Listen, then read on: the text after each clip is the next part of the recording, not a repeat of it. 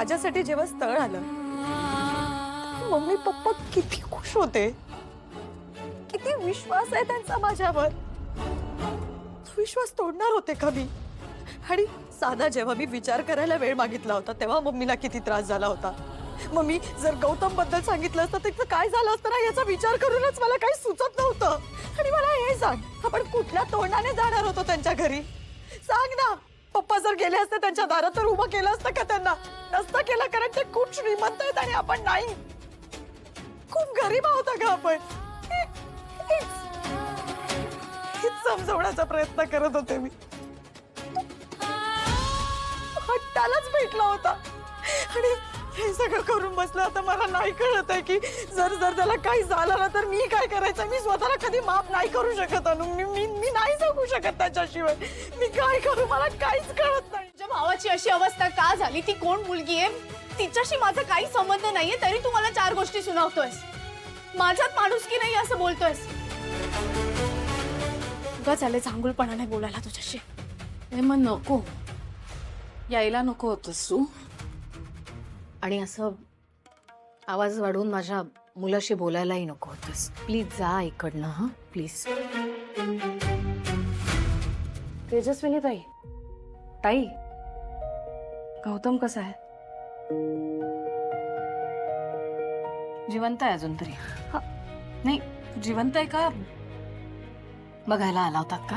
नाही नाही असं नाही, म्हणजे माझ्या मुलीचा साखरपुडा अर्धवट सोडून आलो. सॉरी हा, गौतमनी वेळ बघून विष प्यायला होतं ना. तुमच्या मुलीचा साखरपुडा टायमिंग चुकलंच त्याचं.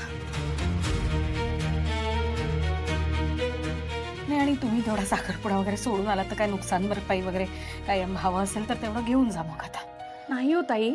ए बाई, ताई ताई नको म्हणूस मला. मी तुमच्या सारख्यांची ताई बी नसते. ऍक्च्युली एक सांगू का? हा, let me tell you clearly, लग्नापासून डोक्यात जातेस तू माझ्या. काही माणसं असतात ना जी आवडत नाहीत, त्यांना बघितलं ना की राग येतो, घाण वाटते, चिडचिड होते. तशी तुमची फॅमिली आहे. सो प्लीज तुम्ही इथून जा. कारण आपण कोण आहोत, कुणाशी बोलतोय, कशा पद्धतीने बोलतोय, आपली खरंच इथे गरज आहे का, आपल्या असण्याने फरक पडणार आहे का? आणि ही मुलगी कशा पद्धतीने बोलत होती माझ्या जयशी, आपली खरंच लायकी आहे का या माणसांची बोल, त्याचा विचार करून बोलायचा आहे की नका काढ.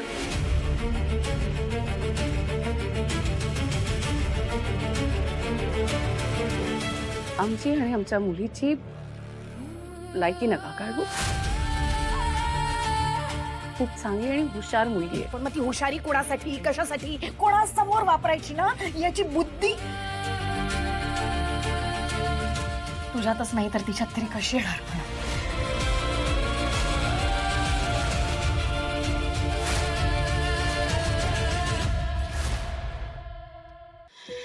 बस बस तेजस्विनी, तू शांत हो.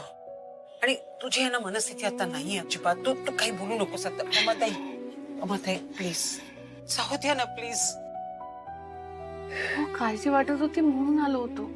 मी समजू शकते पण प्लीज तुम्ही आता जा इथून. तुम्ही परत या पाहिजे तर. परत कशाला येते माणसं आपल्या समोर?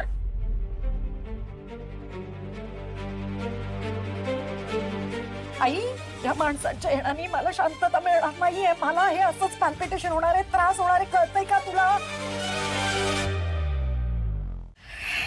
आणि यांना म्हणावं की यांच्या येण्यानं आमच्या काही अपेक्षा पूर्ण होणार असतील, आम्हाला यांच्याकडून काही हवं असेल तर, आणि यांना काही हवं असेल आपल्याला ते मिळणार नाही म्हणा. आम्ही इथे काही घ्यायला नाही तर आधार द्यायला आलो होतो. नकोय तुमचा आधार मला. म्हणून म्हणते मी, घाणेरडी चाळ संस्कृती तुझी बाहेर घे. कारण या चाळीतल्या लोकांचा हाच प्रॉब्लेम असतो. सतत आम्ही आहोत म्हणून धावत धावत नको तिथे यायचं. आम्ही असल्याचं ऍक्टिंग करायचं, पुढे पुढे करायचं, सेंटर ऑफ अट्रॅक्शन बनायचं.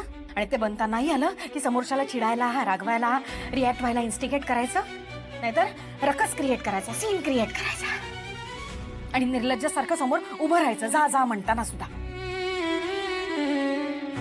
देव करू आणि यांच्याकडून मदत काय काही घ्यायची वेळ आमच्यावर न येऊ. आणि आमच्यावर सुद्धा.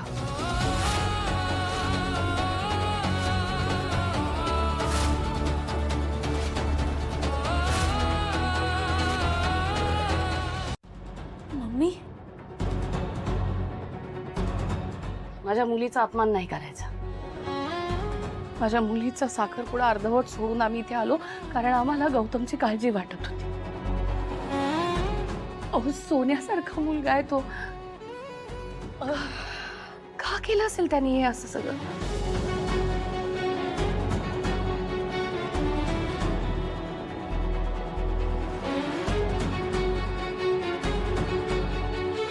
आत्ता कळलं.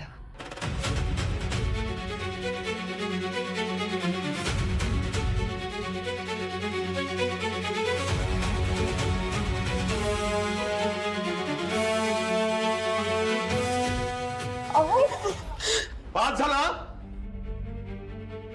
बास. मगापासून बघतोय तुम्ही आमची लायकीच काढताय. लग्नात जे झालं ते सगळं विसरून माझी पोरगीन बायको धावत आल्या इथे ती तुमच्याकडनं लायकी काढून घ्यायला. माफ करा पण आमची चूक नसताना मी कुणाचं काय ऐकून घेणार नाही. कुणीही असलं समोर तरी.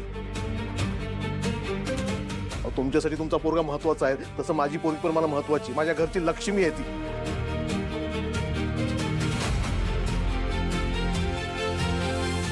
कुठल्या तरी मुली म्हणजे कुठल्या हो? हा, चांगल्या सुसंस्कृत घरातल्या पोरी आहेत माझ्या. एक बाई असून तुम्ही असं बोलता. ही तुमची बोलायची पद्धत. लक्षात ठेवा तुम्हाला पण एक पोरगी आहे. कळलं?